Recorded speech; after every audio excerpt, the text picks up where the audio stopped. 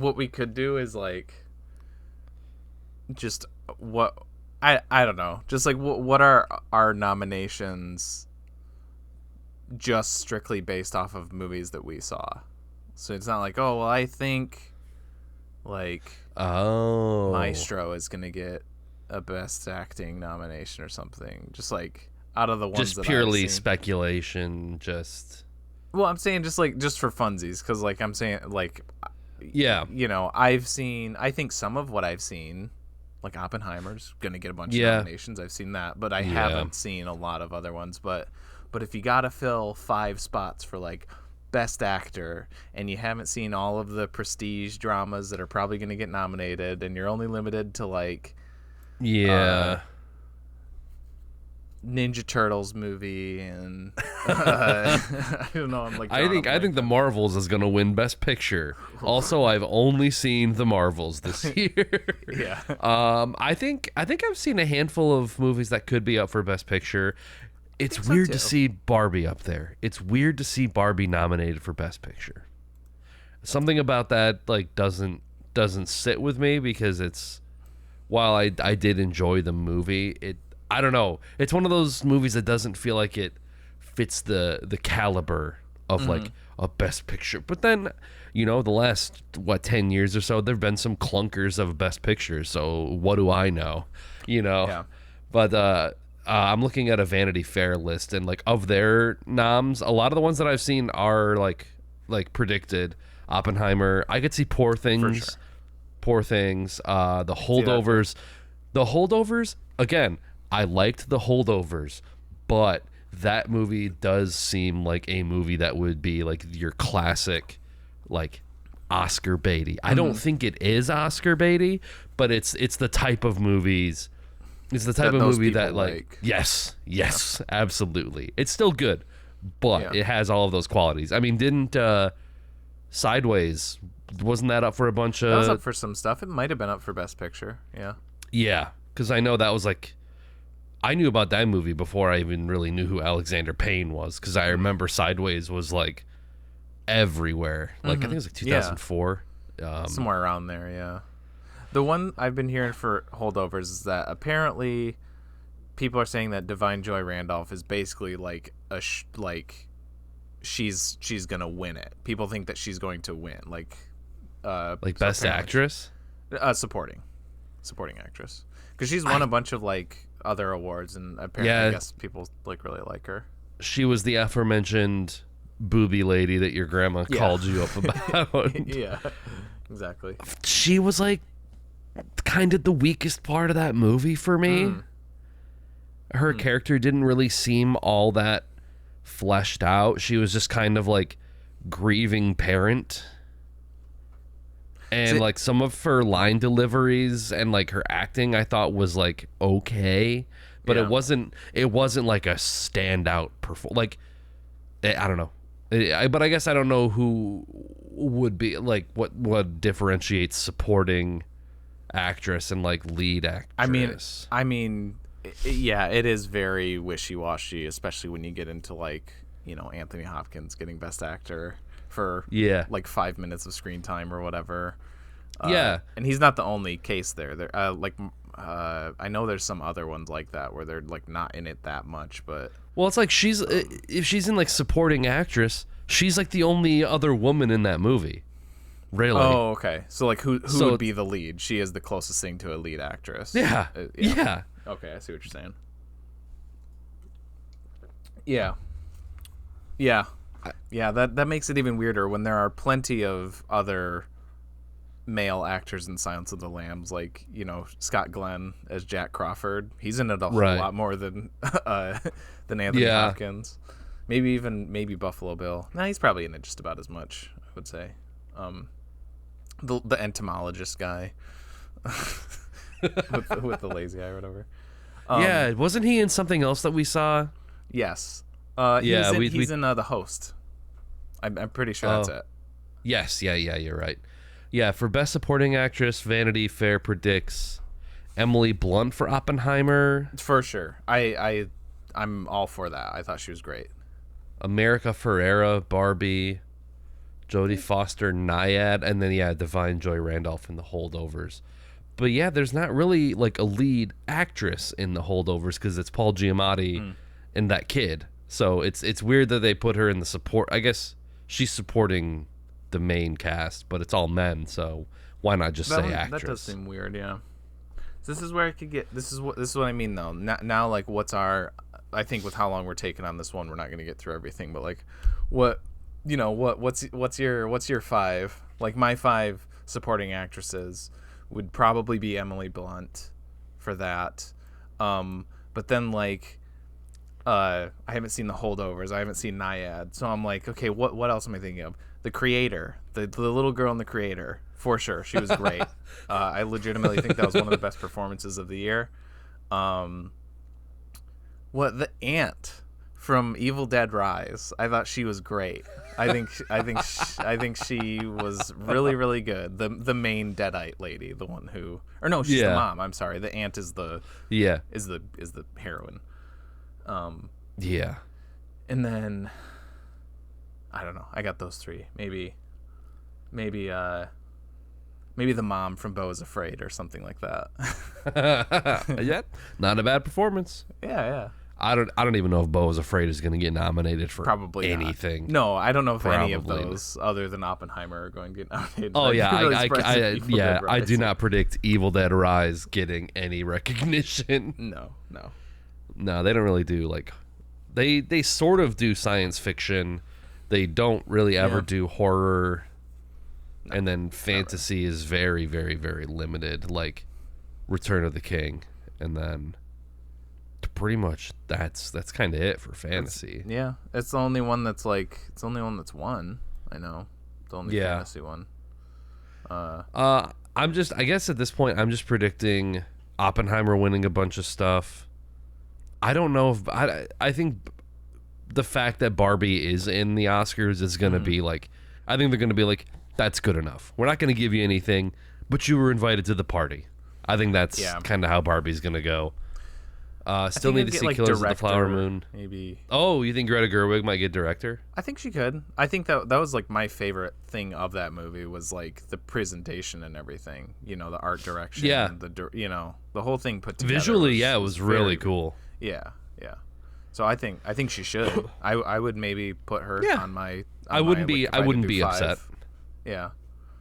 And then the woke mob got Greta Gerwig best director. Yeah. And then another one, I don't know if this one is as sure, but I could maybe see Ryan Gosling making my supporting actor list because I thought he was awesome in that movie. Yeah. Oh yeah. I mean, everyone says it, but like, yeah, he's like the best part of that movie, the funniest part of that movie. Like, has Ryan Gosling been up for an Academy Award? I don't know if he has. Was it for like The Notebook? No. If anything, I'm thinking like La La Place Land, Beyond maybe? the Pines. La La Land. Academy Awards. He was nominated for Half Nelson in 2006. That's the other one I was thinking of. Shit. I was trying to think of that one. Damn it. And then La La Land in 2016. Okay, right. So just those two. All right. He should have been. He did win the Golden Globe for La La Land. Okay. Yeah, he did. Should have been a double nom for La La Land and The Nice Guys for 2016. Oh.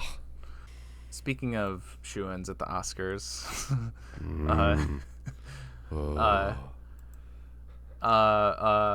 welcome back, ladies and gents, to There Will Be Duds. This is episode 135, I believe, and I believe I am your co-host, TJ, and with me as always, I am Nick, and this is 135. And this is the last one because I'm done. I'm quitting the show. I never want to do this again. We got beef. I had a feeling we would have beef.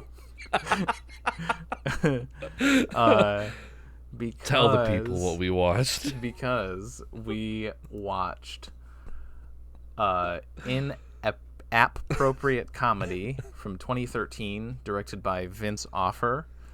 It is kind of a collection of skits, sketch comedy, almost a anthology movie, but it's just kind of a bunch of sketches stitched together with the framework of like a guy, a creepy man who lives in the sewers, who's on his tablet and checking different apps that are all just video apps, I guess. All these different apps on his tablet are just, the only thing these apps do is play a video for you. Really, really loose interpretation of what an application on an iPad is. Yeah.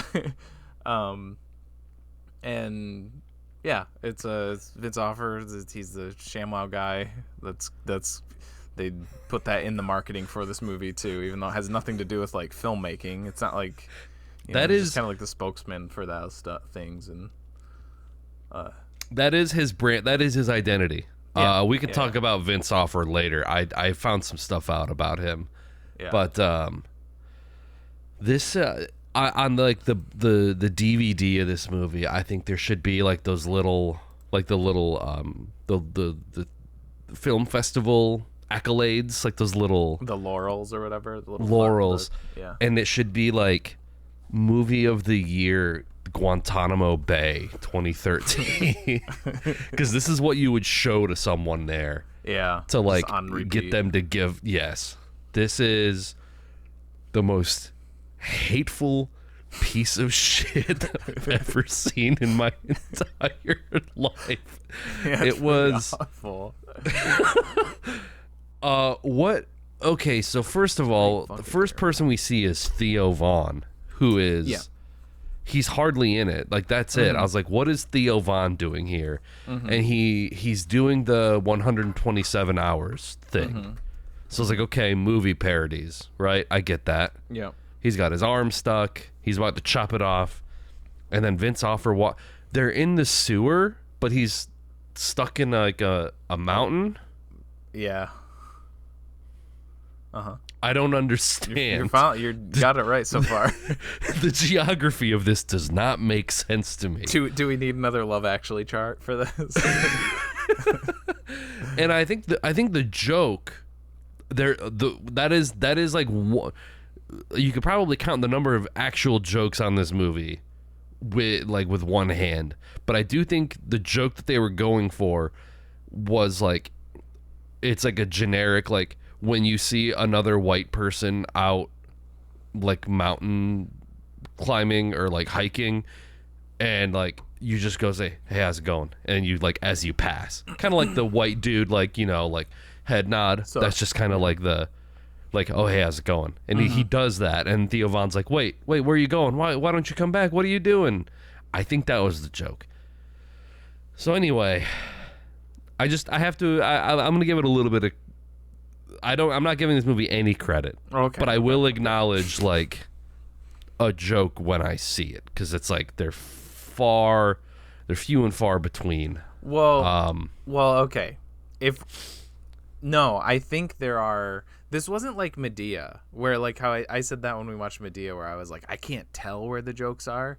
I know where the jokes are in this, but I think they are incredibly frequent. It's actually, I think it's impressive how frequently offensive this movie is. How many racist, mostly racist, bigoted, sexist, like jokes that it throws in. How many of them work? Probably one. It's go ahead, make me gay. That one's good. I'll stand behind that. Go ahead, make me gay. Yeah, it's like I think of people talking about what makes shows in particular like Arrested Development and Community so great, and it's because of how like well those shows are written, to where there's like 5 jokes happening at once in those shows, and every time you rewatch the episode you catch a new joke happening at like in the same span, because that's just how tight those shows are, how well performed and how well written they are. And this is like the antithesis of that, where it's like crazy how much racism is backed into this. How much, and it's like, just bad shit. I just watched all of 30 Rock, 30 Rock is like an edgy show that makes racial jokes. And I would say that 30 Rock is like the textbook example of how you make those kind of jokes that like you can still laugh at in 2023, 2024. They are still very funny. And I think I don't know what it is. They're smarter. I don't know. Yeah. Like they're not just like blatant, like the most common denominator, dumbest shit you can think of, worst shit you can think of. I'm just gonna say it because so Vince Offer, I thought this was like a Rob Schneider thing. I thought he was way more involved in this. Oh, no. I knew the ShamWow guy was in it. For some reason I thought like Rob Schneider directed this. I thought this was like his pet project. Okay. But it is not. It is Vince Offer's thing. And Ari Shaffir too. I think he was like the next most, because he also has like writing credits. I don't know if that just means he just wrote his parts or whatever. It does say we'll get into who that also later. co-wrote. Yeah. Yeah. Would it surprise you to know that Vince Offer has an anti-woke podcast? No. I thought you were gonna say that he's like been charged. He's like a sexual offender. I'm like, yeah, no, I know. He did. He has been charged with like assault on a sex worker. Yeah, that's what I was thinking of. I did know about that. I just didn't think about and it like that, so I found his like. Because the podcast is the ShamWow Guy podcast. It's literally everything about it. He says like the number of ShamWow guys like per sentence when he introduces himself is out of this world. It's all he talks about. Like that is his entire identity. Wow. But I think he views that as his cancellation of him like being. I don't even think he was charged. A prostitute. I think neither of them. Prosecutors later declined to file formal charges against either person. When Offer later spoke of the arrest, he stated, "It probably saved my life." This is like 2009. So this but is like before this movie. Yeah, but Wow. I was like, I was watching his dumb shit podcast, which since October he's only done 3 episodes. Hey Vince, podcasting is hard. Doing it constantly, it's hard. You don't just do it and then expect. I don't know. But that's his whole thing. Because he's one of those like sanctity of comedy guys, and like, you know, the woke mob is coming after comedy, and it's just like, it's just so funny that he's like talking about how important dangerous comedy is, and then like this is it. Yeah. Like this is what he thinks of. Yeah, this is the comedy. Yeah. Yeah, I did kind of allude to this being a pairing with like Disaster Movie from last year, and I think I realized after watching this that this I feel like this is like what those movies would be like if they weren't parodies. Like if you took out the movie references and like those Friedberg and Seltzer, you know, blank movie, date movie, epic movie, whatever. Yeah. If it was like the same style and everything, but they were forbidden from, you know, spoofing and had to do like original content, this is what you're left with basically. This is the scraps. This is the in between. You know, oh hey look, it's Johnny. It's a Jack Sparrow. Oh hey look, it's Iron Man. It's like everything in between that. You get like. You know, in those ones, you get like 5 seconds where you get a reprieve from all the dumb movie references, and then you stretch that out into 80 minutes, and you have inappropriate comedy. And I'll say, I almost said watching this again, because I did watch like 35 minutes of this before. Yeah.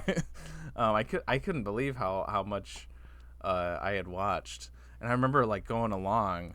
I was like, I hadn't checked the time until I realized like so when I stopped it before was the Ari Shaffir, the Amazing Racist part where he's doing the Asian driving school.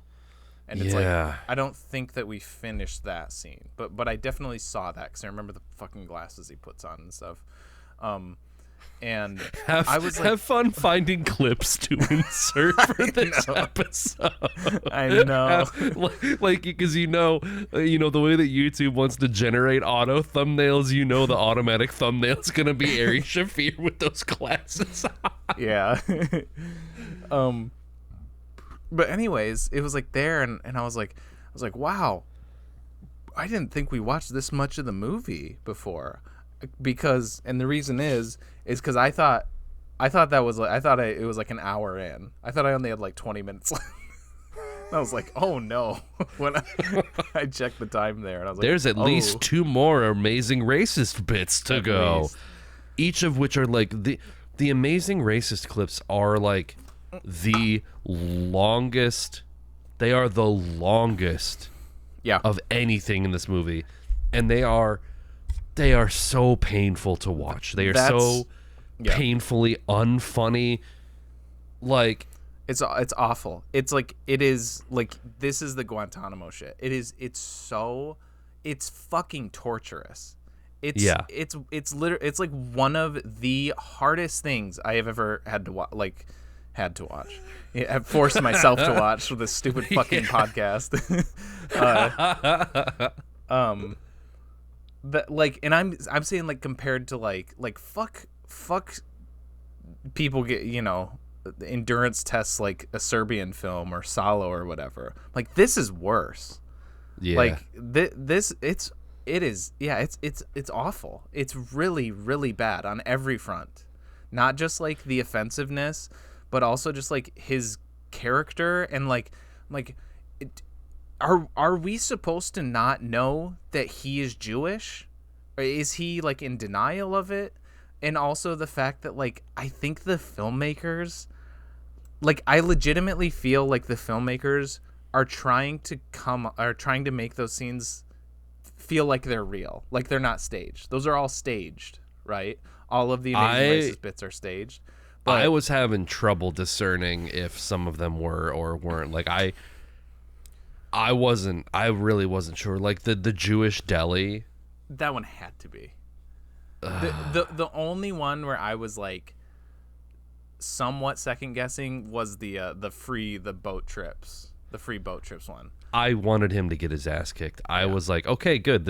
I'm on board with this. Like, this is fully. But then I think what made me think that it was staged was the cop that shows up. Yes. And it's like a fat guy like in a fake cop outfit, and I'm like, okay, that guy's not a real cop. There's always like a giveaway with all of them. And just like his acting is not like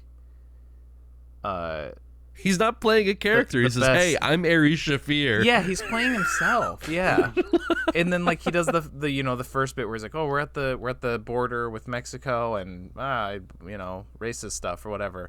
And then like the two immigrants like crossing the border like, in the background. He's like, oh, was that really happening? And it's like he's breaking character, like, oh yeah, that really happened, everybody. That's real. Haha. Yeah. These things are real because and there's things like that in this where like you could say that okay, whatever, yeah, it's jokes, oh, it's offensive, whatever, it's just jokes, but there's things like sprinkled in here where it's like it feels like whether it's Ari Shaffir or Vince Offer, I don't know how much either of them had a hand in like whatever skit or whatever, but like stuff like that and him breaking character to where it's like, oh yeah, no, this really happened, this is real life, this isn't part of the movie, is like they're reinforcing that stereotype like for real. It's not part of the joke. It's like, yeah, we're saying that's real. Or like the other part that I thought of is where so it's also the Amazing Racist, where he like tapes the guy's eyes open. So he's like, oh, you can't see with your, squinty Asian eyes. And he's like, here, let me tape them open for you. And he's like, isn't that better? And the guy says, yeah, I guess it is. It's the Asian guy affirming the racist stereotype. That makes it feel, again, like it's the filmmakers being like, yeah, see, this is true. See, the Asian guy's agreeing with it. And this is real. These are real people. These aren't actors.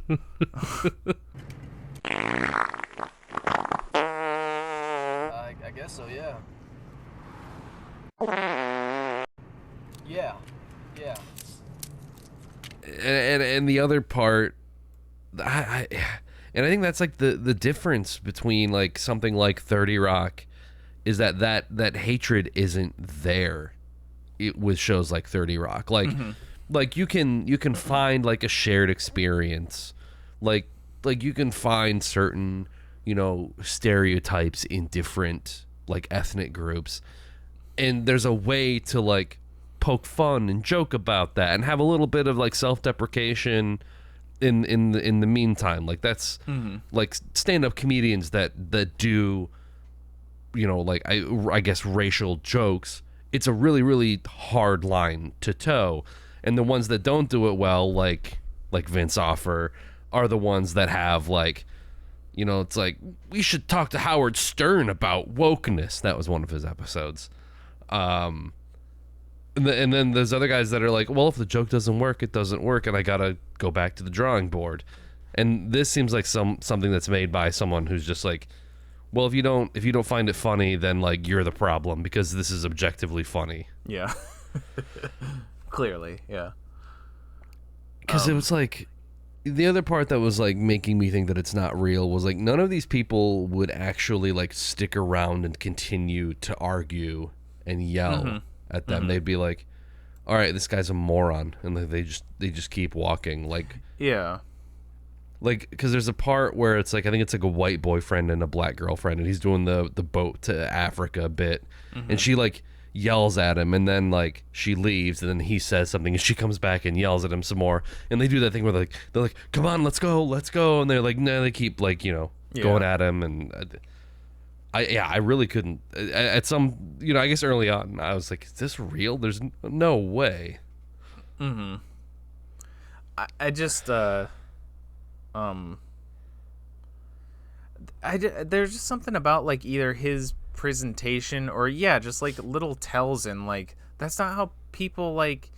I think that the extras are like doing compelling enough acting for what the scene calls for them, but it doesn't feel realistic. Like you're saying, like, oh, that's like what you see in movies where people are like, oh no, let's go, you know, pulling them by the arm, let's don't give him any time, but then they come back and like, yeah, and one more thing, or like, but that was like I think the boat one would be the most convincing one. Everyone else, like the Asian driving school, where they end that with both of them, like she's like hitting him, and I think like the guy comes back and he's like, oh, one more thing, fuck you. He's like, you say anything else to me and I'm gonna karate chop you. Like he says, like, karate chop. Like that's not something that a real person would say if they were like, you know, And then it's like, okay, well, if that's the case, if these are actors and this is scripted, write better jokes. Yeah. If this is not you, like, off the cuff, doing, like, you know, a man on the street, hidden camera show where you're, like, interacting with the public at large and you have control over all of this shit, then and this is the comedy that you come up with? Yeah. Like, these are the jokes?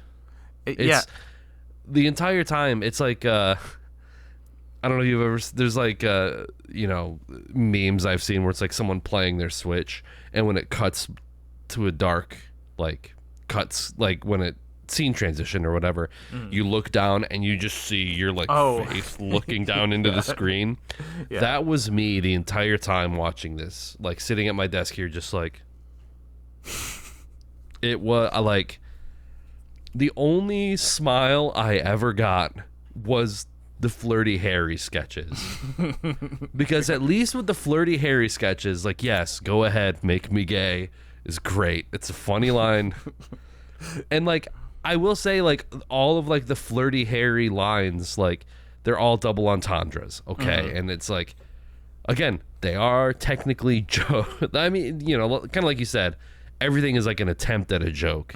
But at least the Flirty Harry ones are like I need to, you know, get two men down here. So and I need to come get their asses. Like everything is basically like when I came, those assholes spread wide open or something like that. Yeah. Yeah, opened right up.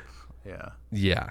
It's like, okay, it's like a bottom tier come town bit that would not have gone on this long. The thing that like that bugs me about like even that, like the only one that almost kind of almost works is like they still have to like during the first Flirty Harry skit in particular, where they're in like the office, there's the guy eating donuts, and then he's like arguing with the chief, and then the chief goes, oh well, he's like, oh, that's gross, you're just saying double entendres. Like he spells it out. It's like, yeah, we know, you didn't have to say that. And then when Adrian Brody leaves at the end of the scene, the guy who's been standing silent in the corner just like, did anyone else have an erection or was that just me? Oh, sorry. Like, good punchline to the scene. Oh, Great. yeah, that's another thing I noticed is like a lot of these just like, because I didn't realize that he was gonna come back to like the different apps. Because I was like, oh, is that all we get? Is that the end of Flirty Harry? That's all we get, like a fake movie trailer essentially. Because a lot of them we get 5. Were you thinking that for The Amazing Racist? You're like, oh man, is that all we're gonna get of that? I want more of that. Give me more. Yeah, no, they saved the best for last with like the obviously staged one. Yeah. With like the ISIS or whoever. At least it was short. Yeah. Yeah, I wish they would have cut his head off at the end. That would have been sweet. That would have been like that would have been a nice payoff. Yeah. Yeah, I torture video. I wish that this movie was like that John Wayne movie where he plays Genghis Khan. Yeah. And they shot this on like a field that was used for radiation, and everyone involved in the production of this movie eventually died of cancer. Same with like Black Ass, which again also sounds like a come town bit. Yeah, it does. Yeah. But the execution, again, there's no sense of irony or like self-awareness whatsoever. It's just like because like the first one, it's like they're obviously parodying the jackass in like the grocery cart. Yeah. But yeah, it's like oh, a cop is chasing them because black people and the police. That might be in the movie too, because that skit in particular is the opening to the first Jackass movie. It's like, and are they being chased by cops? They might be. Okay. But I could also see. I just assumed that was their angle. Yeah. But then it's like the trash can flies into a warehouse. Some nondescript. I don't know what they're making, and they all like land water. No, it was like a sewage treatment plant. Was it? Okay, yeah, so it was Dookie. The punchline was poopy. Okay, yeah. I wondered because they were like, "What the hell is this?" Like, wouldn't you know if it smells like shit? Wouldn't you know what it is? And then like the app just closes, and I was like, "Oh, I guess that's the punchline." The punchline is we landed in the poopy. And and that the punchline is that they just say the name of it too, like this Black Ass. Oh, I didn't. Okay, they're doing Jackass. Okay, I didn't get that until he said the thing. That's right. I forgot that they went back to Black Ass too, and I was like, is that it? Is that all it is? Is they just do that one thing and he says it's Black Ass at the end? I mean, it doesn't get much better, but at least they do something else with it. But like, I thought they lost the fucking plot of Black Ass so quickly. Because, like, okay, there's the opening of the Jackass movie, okay. And then the next one is, like, the Johnson jousting. I'm like, okay, also something that you would totally see them doing in Jackass.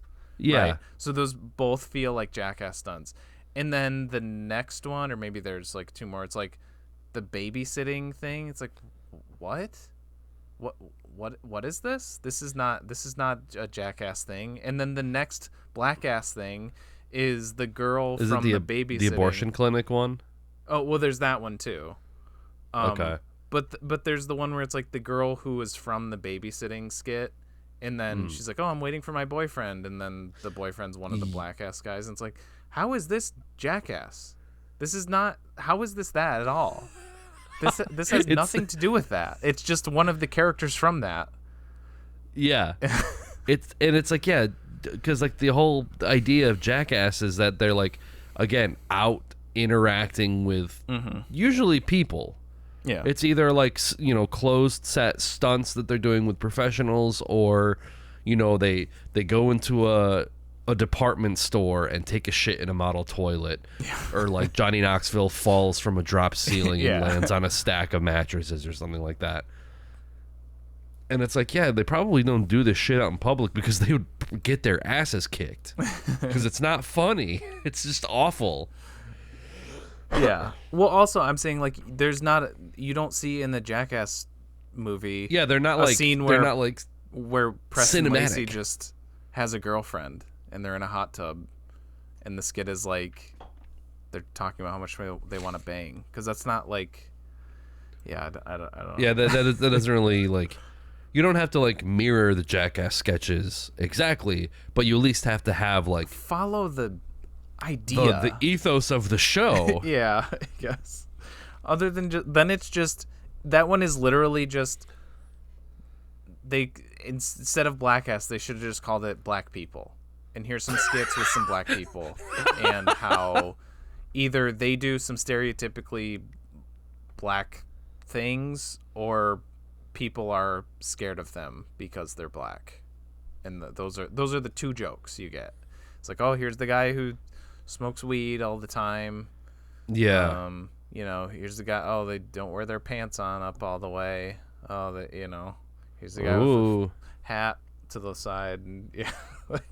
But you know what? Why you being like this? But you know what? My husband and Hey, is it because we black? And then even when they do like it doesn't work either way, because now I'm thinking of maybe the last black ass stunt or skit video, whatever. Sure. Yeah.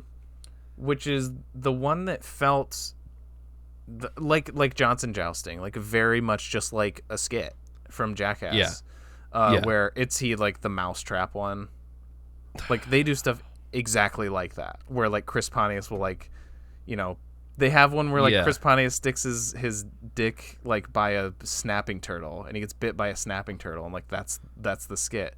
But the fucking difference is that they're actually doing it. It's not funny if it's pretend. It like that guy didn't actually, the guy in this didn't actually like do that with his dick and get it stuck in a mousetrap.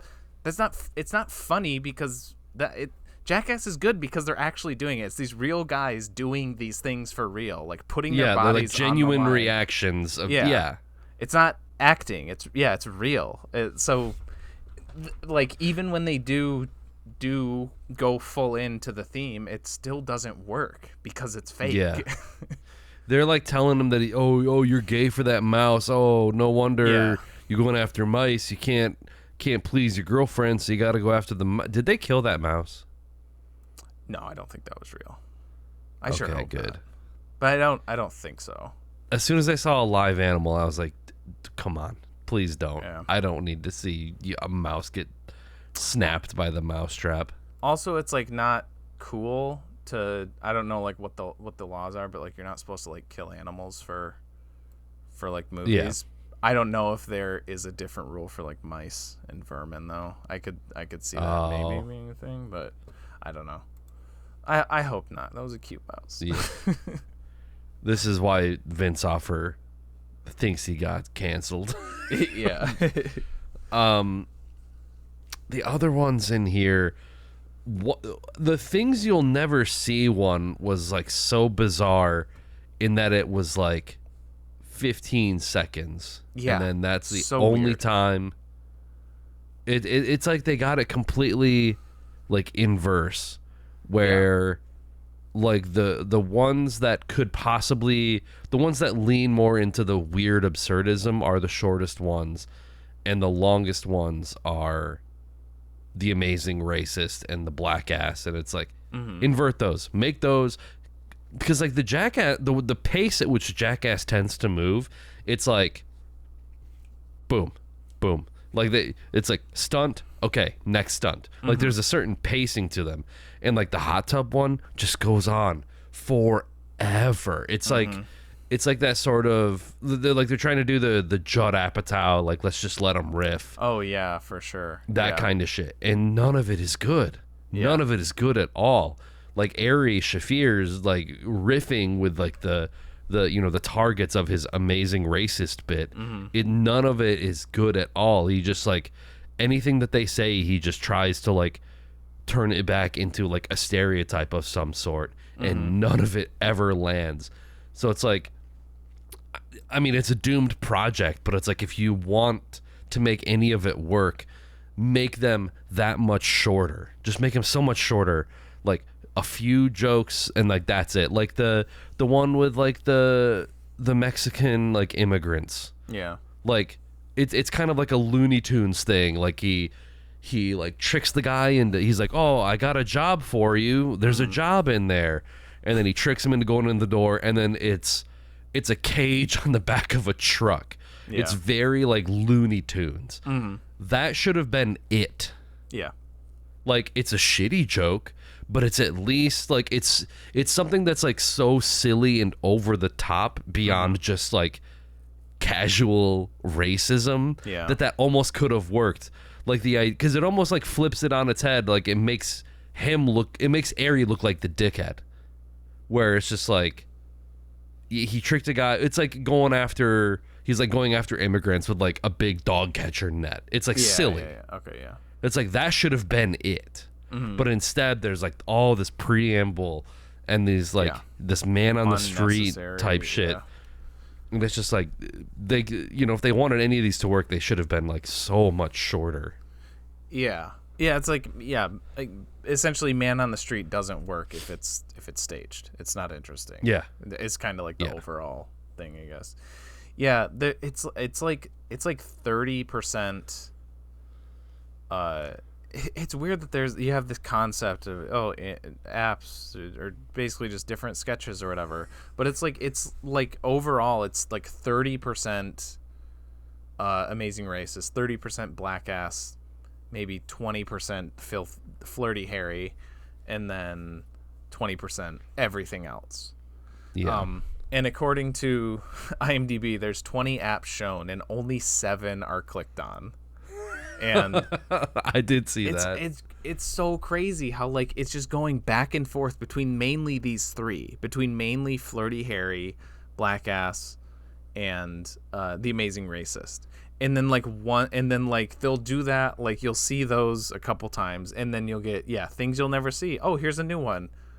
Oh, okay. And then the other one that they do once is Psychology World, which is just another one with Rob Schneider that's very weird and very, very weird. And then one that we haven't even talked about is the porno review. They do that one twice, which is like it's like it's ridiculous that they go back to these ones. Not the porno review, that's only twice, but they go back to like those other ones multiple times, and they don't even have enough material. They don't even have enough substance to do it once. Like there's no worth revisiting any of those skits. And not really, there's not really any worth visiting them, like in the first place, like visiting them once. Maybe Flirty Harry. You get one, maybe two of those. You should just take out The Amazing Racist, period. But sure, just like that's one. Black Ass one. Like God, there's just no fucking point in going to them again, because I'm gonna keep harping on Amazing Racist because I think it's the worst fucking part of this terrible movie. It is. It is. Where it's like he just claps back with like racist stuff, but it's like you just see him do the same thing with different people. Like again, the boat one. It's like, oh hey, you want free trips to Africa? And then they get mad at him, and then he's like, oh okay, something racist. And then somebody else walks up, hey, you want free trips to Africa? And there's no like deviation with anything. Isn't. Like it's scripted, it's fake. So just make something crazy happen. Do something that wouldn't happen in real life. Don't just make it like reality because it's fake. You just do something crazy with it. But it's just rinse, repeat.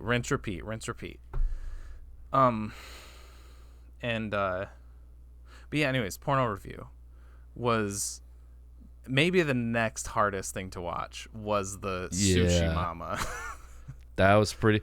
It made me think of our conversation on Kung Pao and how we were like, how Kung Pao works. Yeah. And this doesn't. This really doesn't. Again, because it's like mean-spirited and seems to actually like believe the things that it's saying. Yeah. Like I feel like if you were to like ask Vince Offer, he'd be like, no, these are jokes. Come on, can't you take a joke? It's clear that we're joking.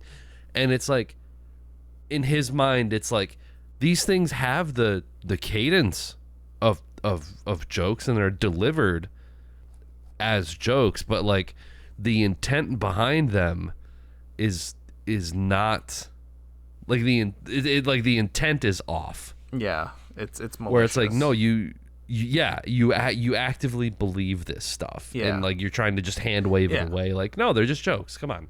That's what I was saying with like the Asian guy agreeing with like the tape helping his vision, or the immigrants in the background actually immigrate. Oh, that's real. Oh, whoa, it's not fake. Whoa.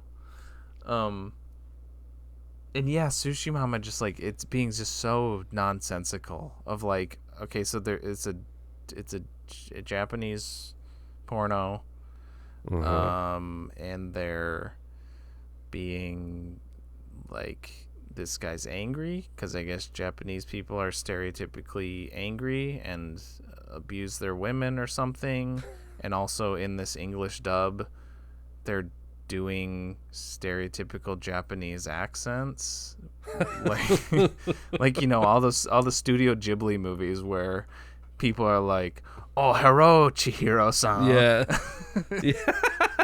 Hi. I'm so sorry. I gotta control my temper. Bitch, I'll kill you. I really am sorry this time. I swear. Anger management. That is wrong.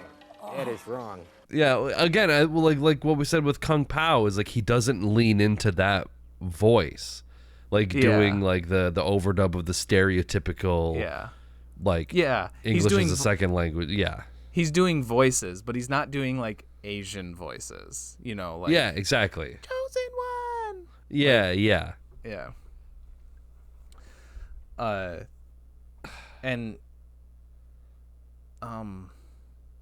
like allusions to like Chris Brown and Rihanna. It's like, why would they have that in here?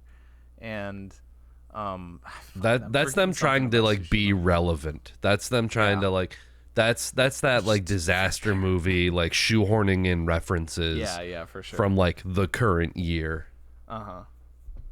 Yeah, I think like it's of any demographic, of any minority, it feels like Asians overall just get it the worst because whether it's The Amazing Racist or a movie or a skit about reviewing pornos, it's just for some reason this one's about like adult movies, but we're also going to make it racist against Asian people for no reason. I think they got it. They got it the worst. I hate this dude that's in all of them too. What's that guy, his name? The donut eating guy. That's like he's like beating off in the background. Of the porno review. Yeah, he's in Jonathan Spencer. Yeah, I see him credited a couple times. Yeah, he's in a bunch of these, and he sucks shit. I hate him. I don't know. Yeah, he does. It feels like the one who's like he's like Vince Offer's friend, who Vince Offer thinks is hilarious. So he's like, "Oh, I'm just gonna put you in the background. You're so good. You're so good at like improvising. You're such a naturally funny guy. Everybody's gonna love you." Again, I feel like the Lindsay Lohan shit was like another sort of like timely reference, because I think that was around the time that she was like going through legal issues. Because like I think the ankle monitor, I think that was like legit. That was her real ankle monitor, because I should have made that connection, because I was like, what is that? What does that mean? Yeah, that's. I mean, it was an ankle monitor, but yeah. I didn't get like the connection to that, but yeah, you're probably right. because I feel like that was around the time, like, I don't know. I feel like we're a lot nicer to celebrities now. Like, I think there's a lot, I mean, for better, like in terms of like addiction and like mental health and shit like that. Like, you know, there was that campaign to get Britney Spears freed from like the conservatorship from her dad or whatever. Yeah. Like, because like it used to be that like those magazines back in the day were like absolutely ruthless. Like, Lindsay Lohan wasted, steps out of her limo, and upskirt shot, look at her, Ginger Bush, like all that kind of shit.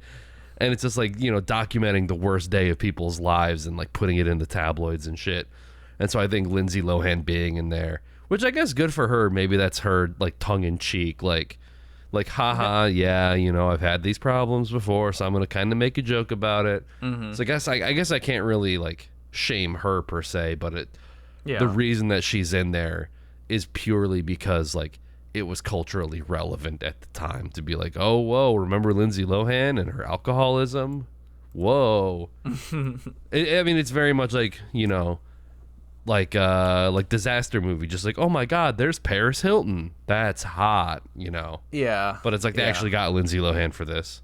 Man, you look just like Marilyn on that grade. Oh, except Marilyn never had to wear a scram bracelet. Yeah, it's kind of funny that like those movies were actually like in theaters. They were kind of like a pretty popular for a while, and yet like this is the one that gets like, you know, actual like named actors as opposed to those ones. Like, I guess, yeah, Kim Kardashian, and then it's all like Mad TV people were in Disaster Movie. I don't know if there's any other like names really. It was kind of funny. I watched the trailer for this, and it was probably like the hardest I laughed at anything related to it. Is like it's going, you know, it's doing the cast roundup at the end, and it's like Rob Schneider, Michelle Rodriguez, Lindsay Lohan, and then it says an Academy Award winner Adrian Brody.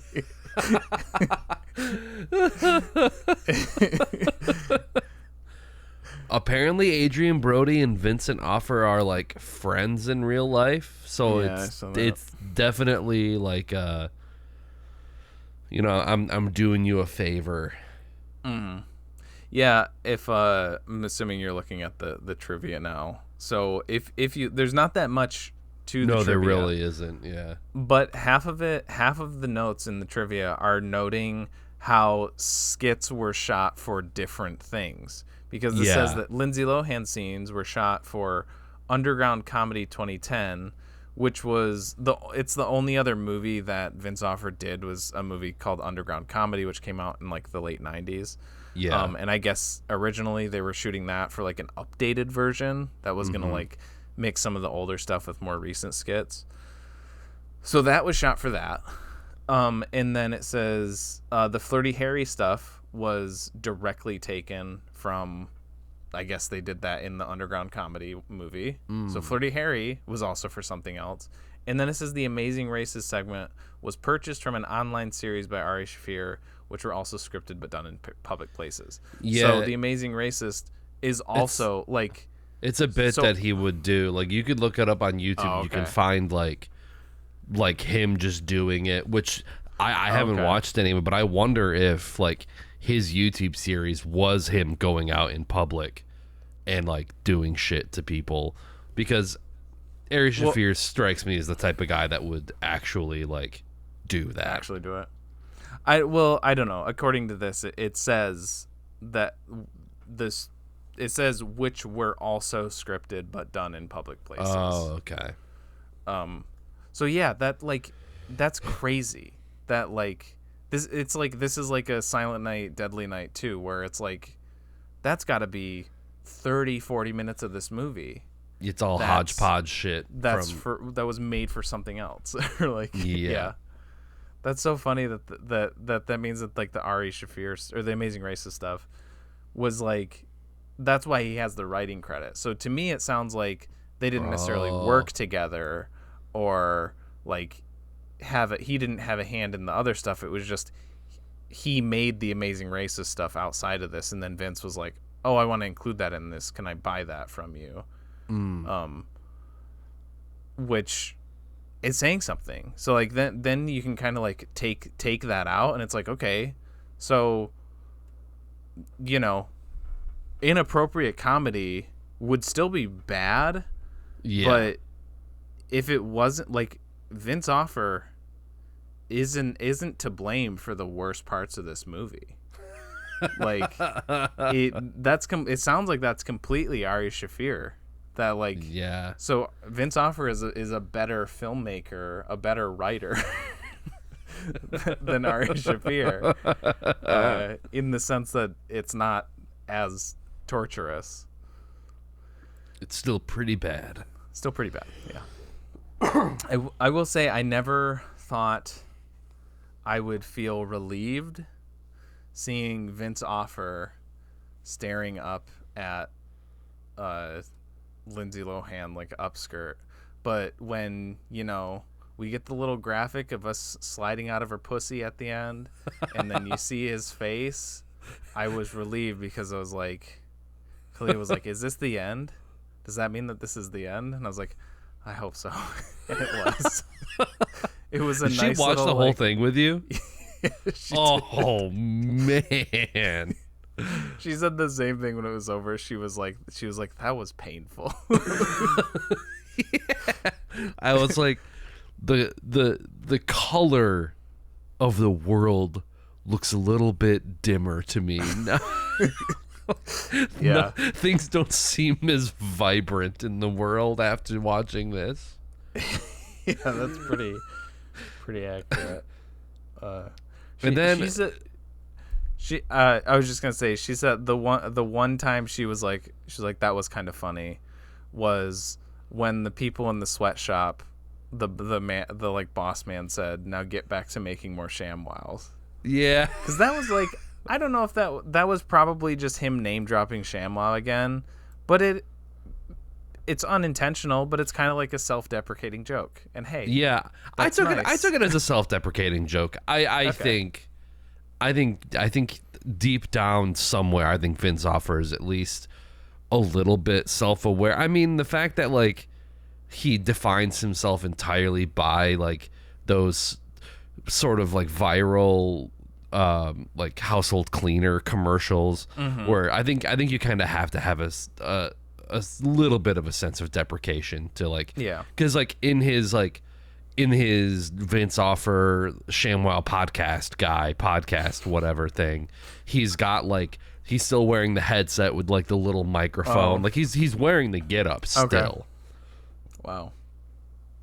Yeah, the trailer too, when it'd normally say like, from Christopher Nolan, the director of the Dark Knight trilogy or whatever. If the trailer for this, it says, "From Vince Offer, the man that brought you the Slapchop."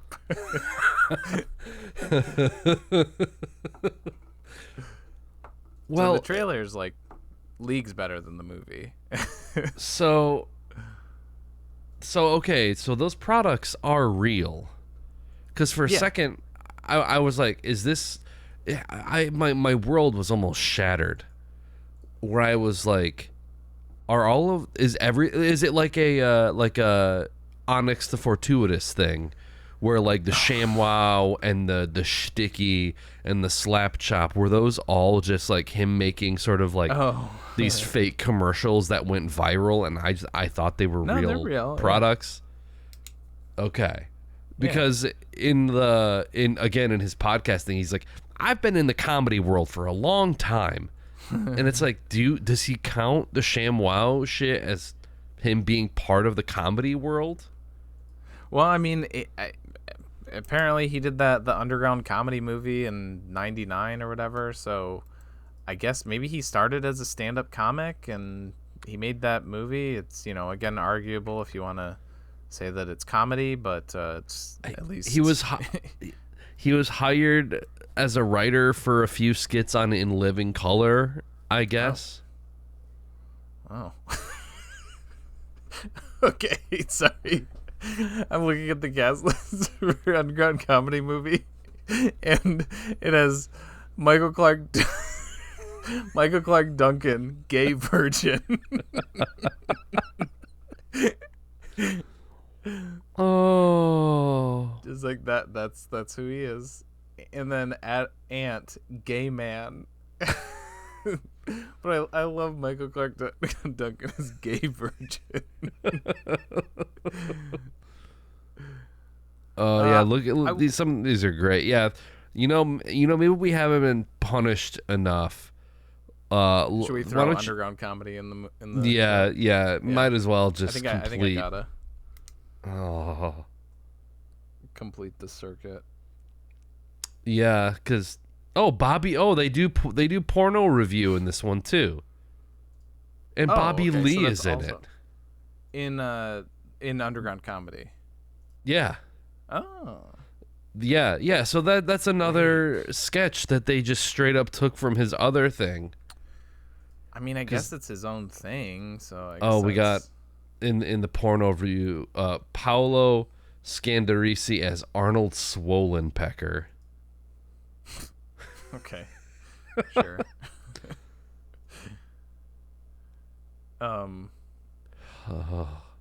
Man,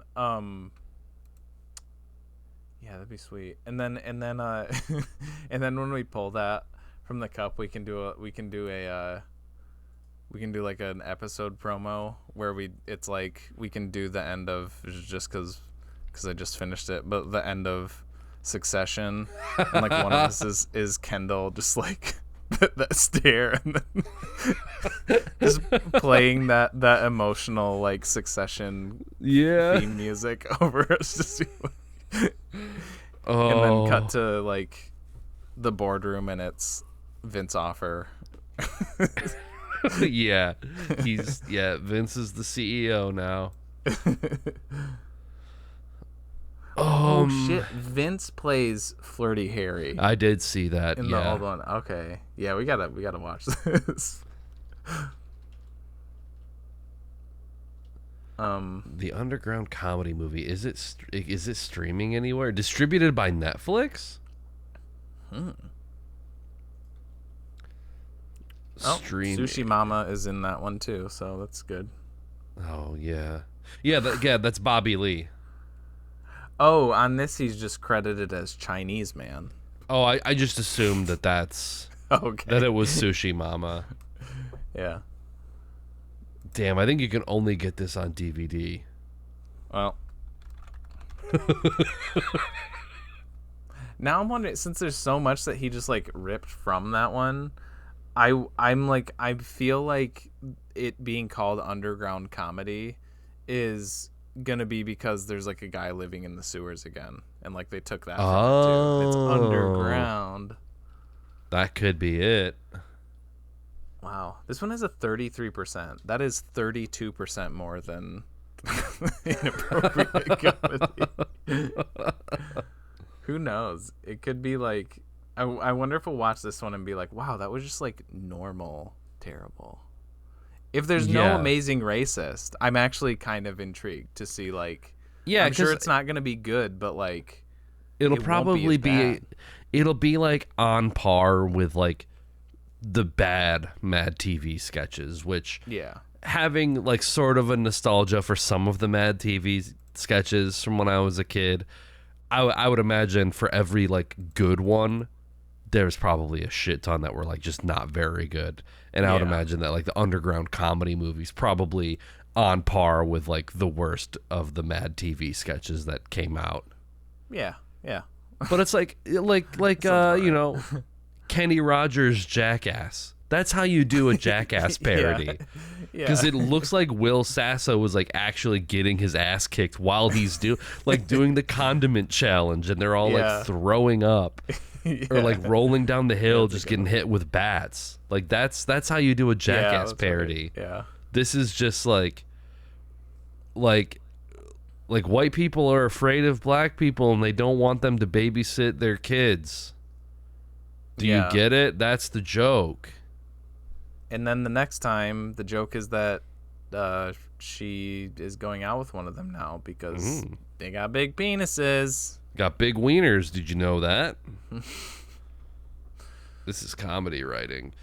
See, I almost interpreted like the underground comedy show as being like it's like we're so subversive.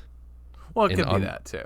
Because like Vince Offer definitely seems like the type of guy who, again, like one of those like every time a prominent figure gets canceled, everyone is like, oh, can't wait for them to start their right-wing grift podcast. And a lot of times it doesn't really come to fruition in that way. Like a lot of, but Vince Offer, he seems like the guy who wishes, he like wishes that he got canceled so he could like make that shit, because that seems like his whole deal. Yeah. And it's just like the saddest part is that he is so insignificant to all of that shit that like no one cares. There's no like Time's Up campaign, like no Me Too campaign against the ShamWow guy, because he's so insignificant that no one gives a shit about him. But he wants to be like marginalized so badly that like this is the kind of output that he puts out to try and be noticed, and everyone's like, no, your shit sucks. Yeah. Again, like his like YouTube podcasting, like the second episode I like started it, and he's like the best celebrity guest he could get. Well, I don't even know if it was a celebrity. It was just some dude wearing a vest and like a MAGA hat. I don't know who this guy was. And I'm like, you're just getting guys off the street.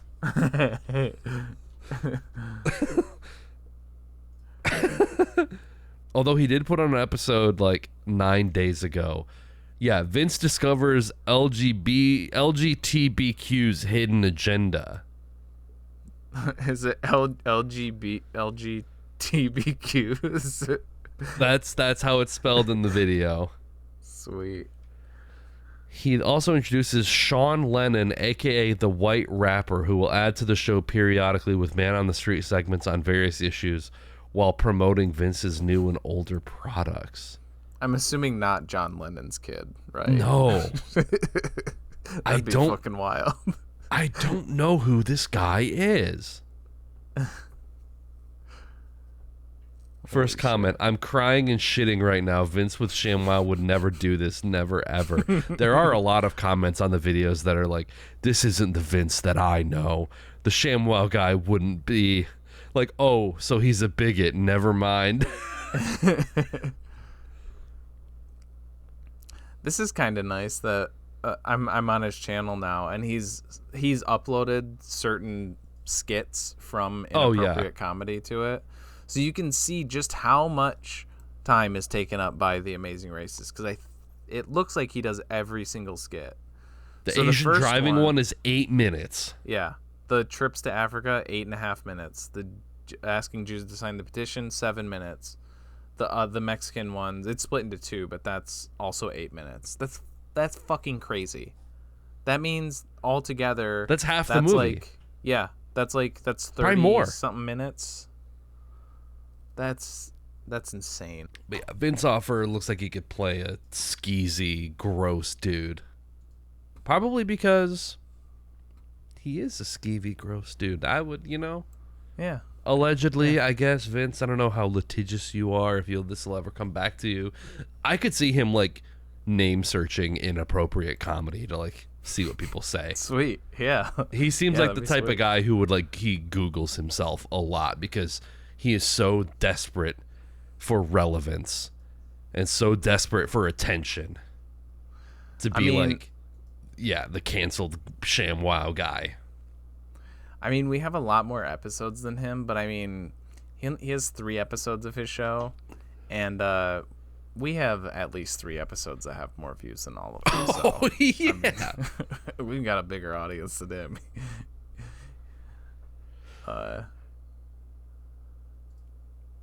Exposing the P. Yeah, I think you could probably submit this movie as evidence, like, against him for like whatever sex crimes he does in the future.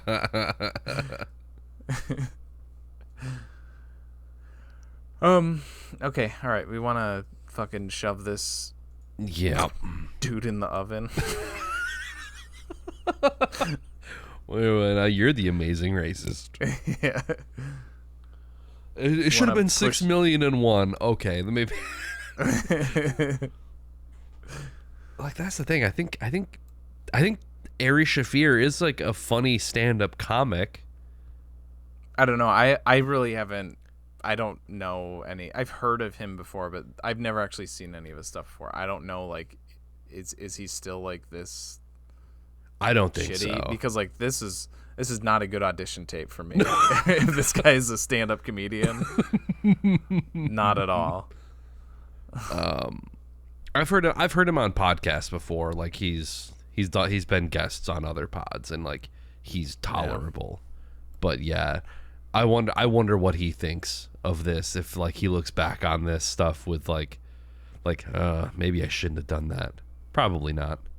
Yeah, who knows? Dud or Spud. This is like the duddiest dud that's ever dudded. This movie sucked complete ass. It was so painful to watch. It was profoundly uncomfortable for most of the runtime. The amazing racist bits were dog shit. I don't know how many other like ways I can describe this movie as shitty.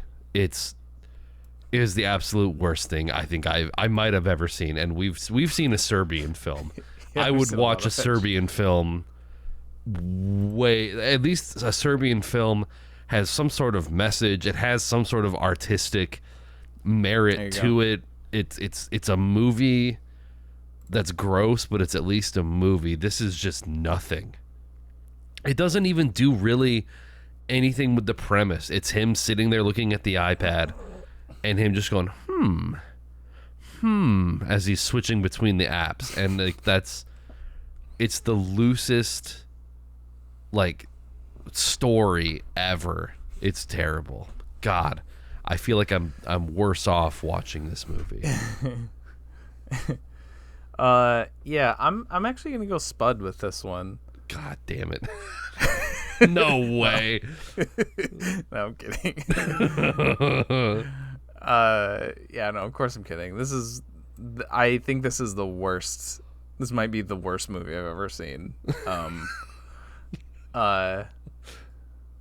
Again, I feel like I always have to like exclude those ones that we watch on like the bad movie nights, because those are all like almost always like, you know, people with the same budget as us. So yeah. But yeah, like I'm looking at the Dud Cup list on Letterboxd, and like the worst ones on there. I remember like going into this, I remembered the only stuff I really remembered was the Amazing Racist stuff, and I remember that being pretty bad. But I was like, yeah, but is it gonna be as bad as like Disaster Movie? And I was wondering if there was gonna be kind of like this weighing in my head of like, oh, which one would I rather watch? But easily I would watch Disaster Movie again. Yeah. And then the other big buffer is the Zack Snyder's Justice League, mainly because it's so fucking boring and it's so fucking long. But I still think I would rather watch it over this. So yeah, I think this is bottom of our septic barrel. I was gonna say, I don't know what you need to do on this Letterboxd list to put that at the bottom, but you need to work your magic. That has to be like below Disaster Movie and Justice League. I mean, that list is a lot looser than our other one, than the other one, because I just do a percentage based on Dud versus Spud, and then if there's ones that tie, I just prioritize them how I see. So yeah, it's going at the bottom. It's bottom. Yeah, this movie should be locked away, never to be seen by human eyes ever again. It's bad. It's bad. It's bad. It's a rotten. I don't even moldy potato. I don't even want to do an as always at the end, because what would it be?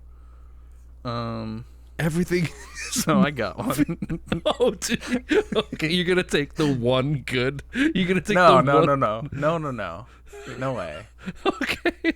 No. It's not gonna be good, but I got one.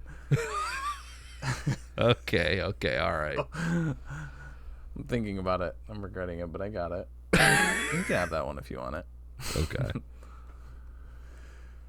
All right. Let's talk about literally anything else. Yeah.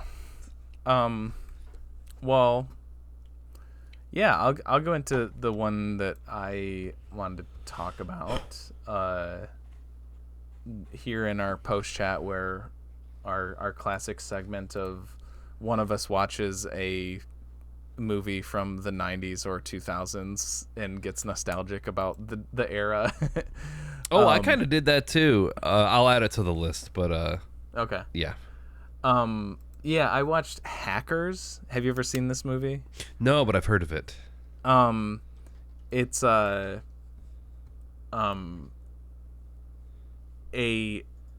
it's 95. Yes, 1995, and it is like the most fucking 1995 movie ever. It's about these like high schoolers who are like computer hacking geniuses. Hell yes. It's super like, internet tech focused. Kalia has like sung this movie's praises ever since I've known her, and I've just never gotten around to seeing it. And then we were just kind of scrolling and saw that it was like leaving like HBO Max or Netflix or whatever service it was on. I was like, do you want to watch Hackers? Yeah, let's do it. And I couldn't believe how much I fucking like gelled with this movie so much. It's got two of my favorite guys. It's got Matthew Lillard and it's got Fisher Stevens. I like Fisher Stevens and Matthew Lillard a lot. Yeah, yeah, she likes those guys too. She loves Johnny Lee Miller, who's the lead character too. He's Sick Boy in Trainspotting. That's what I mostly I think gotcha. of him from. Okay. Or your everybody's moms will know him from Elementary. It was like a CBS show. Oh, okay. That's probably the maybe what he's more known for contemporarily. But yeah, they're like this team of high school hackers, and Fisher Stevens he's the villain, I guess. He's the tech security officer for this big corporation, and like he's actually plotting a like secret takeover, and his whole thing is that he's going to like frame these kids for it, like as like they're just infiltrating our system, and so they're kind of like supposed to be his fall guys. Gotcha.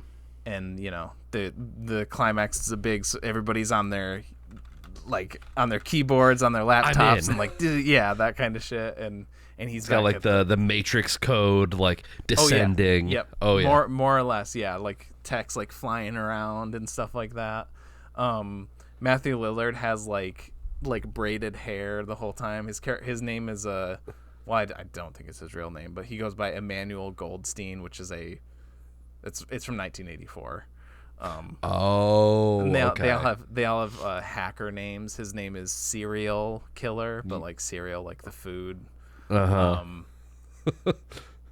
think Johnny Lee Miller's he has two different hacker names, and one of them is like Zero Chill, and the other one is like I don't know, they're like Maximum Overdrive or some shit like that. Fisher Stevens has the fucking sickest entrance. So like we talk about like all-time great character entrances, like Jack Sparrow and shit.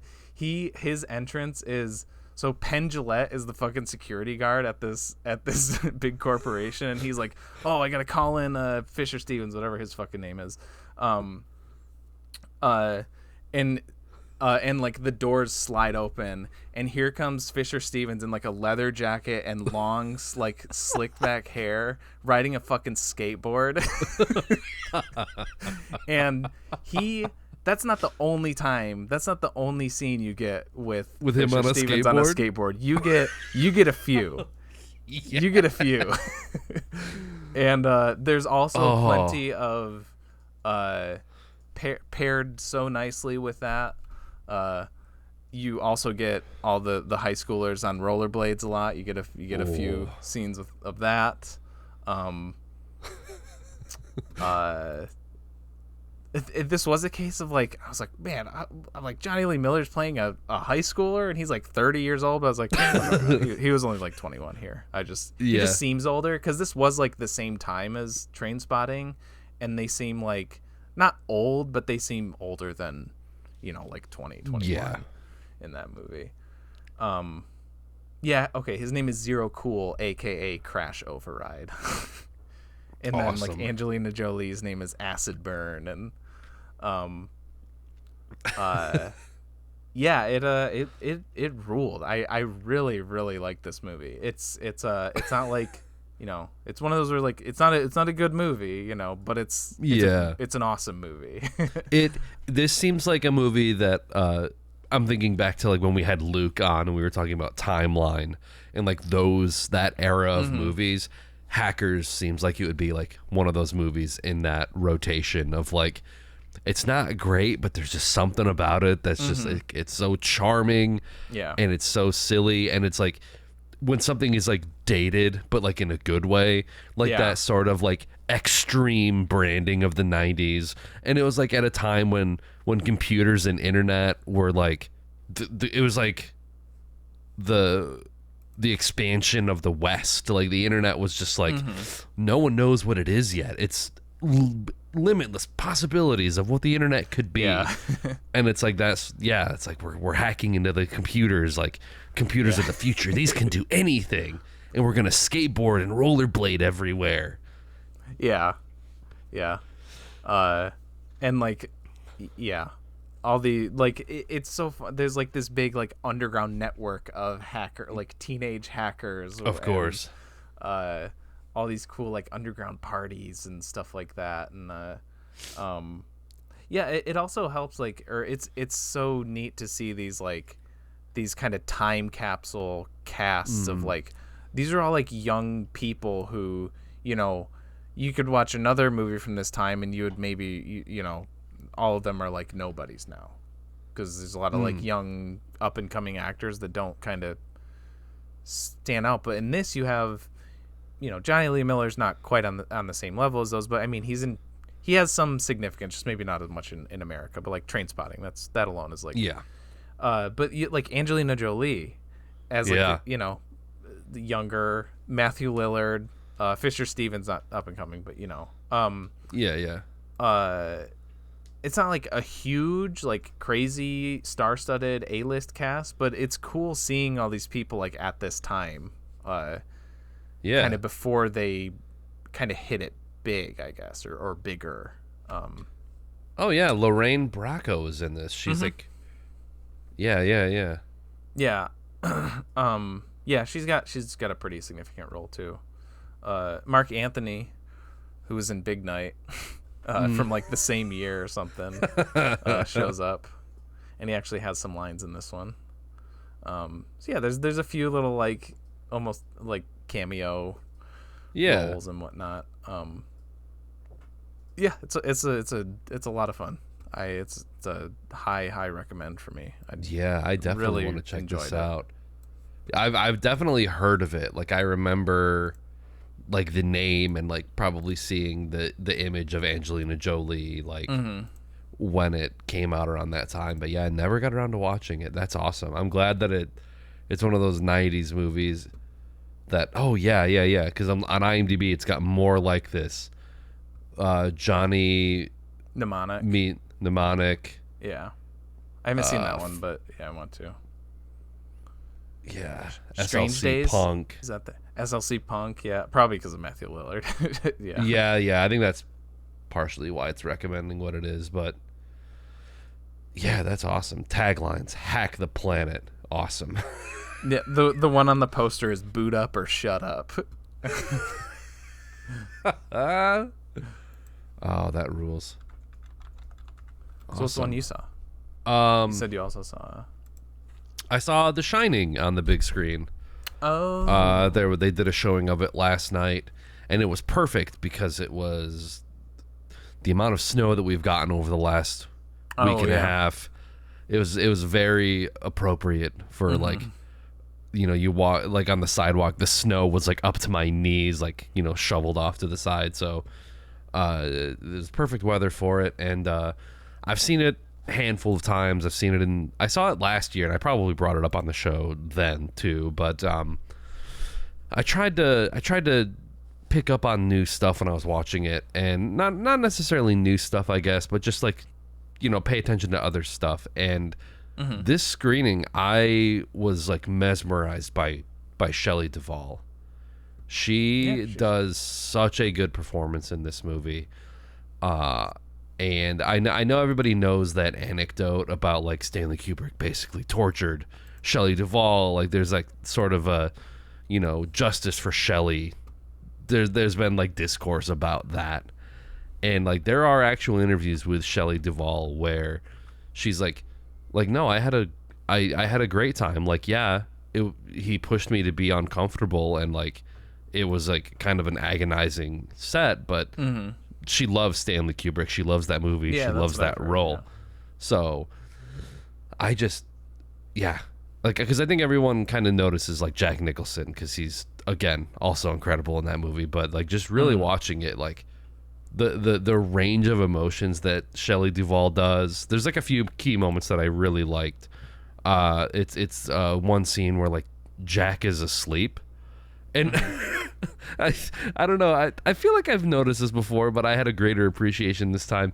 It's when she's in the boiler room, and she's like looking at all of like the different little switches, like, because I think she's like doing what they're supposed to do, like maintain the hotel, but she like pulls one of the switches for the boiler, and upstairs you hear Jack just go, oh yeah. And she like for a second is like looking at it like she has the thought like, did I just do that? Did I like electrocute my husband upstairs? But she goes upstairs and wakes him up, and this is right after Danny goes into room 237. And like she's waking up Jack and kind of consoling him, and Danny slowly walks into the room, and she's like, Danny, go to bed. Danny, we'll and then she realizes what's wrong. And I don't know, there's this really great shot where she's like kind of on her knees holding on to Danny, and then she like pauses, and then you just see her head turn and look at Jack, and she's like, you did this. I don't know, I was just really, really like struck by how she did that like slow turn of her head reveal. It's like a perfect movie. Every time I watch it, there are certain scenes that just like because like I'm anticipating it. I know it's coming, and I love it. And like the ending probably got me harder than it needed to be. Like the music, like after all of that shit, and then the music starts playing, and just like that slow push in on the picture of Jack at the party. Ooh, like I just got chills watching it. It was such a good experience. I love that movie. Yeah, it's great. It's one of my favorites, one of my all timers. Yeah, this is a good. And I was like, this is a good winter movie. And I was like thinking about it, like I don't know, because it gets lumped in, I feel like, with like horror movies a lot, but it's like I'm like, but it's a Stanley Kubrick movie. Like I feel like this is like the first like elevated horror, because I feel like that term gets thrown around a lot with like A24 stuff or whatever, but it's like it doesn't kind of feel like it would be like an A24 type. It doesn't feel like a conventional horror movie. Like I would not put this in, as much as I like some of those other movies, I would not put this in with like Halloween or Nightmare on Elm Street or Chainsaw. Yeah. There's like something different about it. Yeah. I don't know. What would you just say? It's like thriller then, or psychological thriller, I guess. Okay. But even that seems reductive. I don't know. Or kind of like a Silence of the Lambs, like how that's classified as a horror by a lot of people, but it's like it's also different. Yeah. There's just something special about it. Scary drama.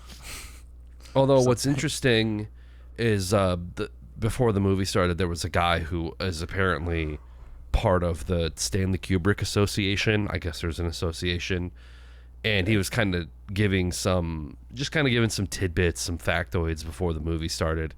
And I guess this movie is like on a technical level, like it is considered like the number one.